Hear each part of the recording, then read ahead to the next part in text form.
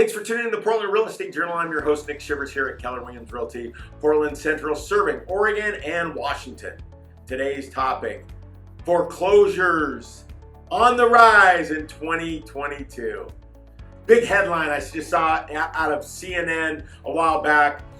Well, it had been the lowest in history. So even if you get a few, if there's only one and now there's two, it doubled. So let's look at the facts. And again, a lot of people have called me up. We're going to see a ton of foreclosures, forbearances.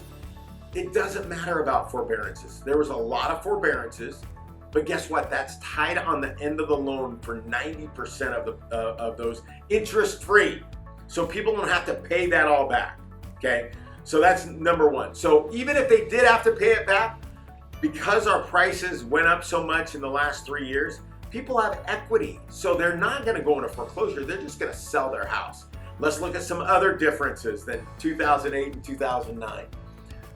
Lending requirements, significantly different. You have to prove income, you have to show documentation.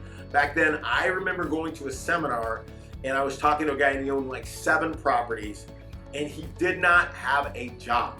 Okay, he did stuff on the side, but people were getting loans. My dog got a loan. That's how bad it was. That is not the case. And because of the equity, again, people have equity in their houses, okay? The third thing is supply and demand, okay? So yes, our demand has went down significantly because of interest rates, okay? So our supply is here. Our demand was here. Now let's say it's here, okay? And the other thing that you have to add on, millennials, 20 to 34, biggest buying population since the baby boomers. So we do have some demand. The affordability issue is still an issue in certain areas, okay?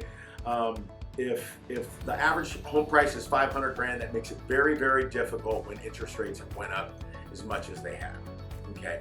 But overall, we will not see a 2022 or a 2008 crash again just because the numbers don't lie. Supply, demand.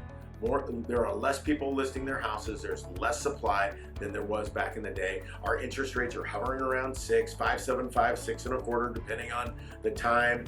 It's very volatile on that. But overall, our market is normalizing.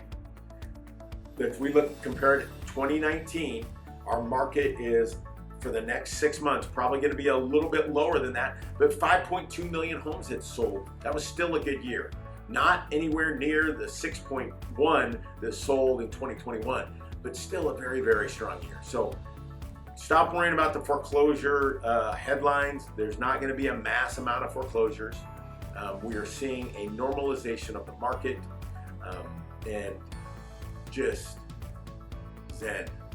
It's all right. Everything's going to be okay. We're going to get through this. Until next time, this is Nick. I'm out.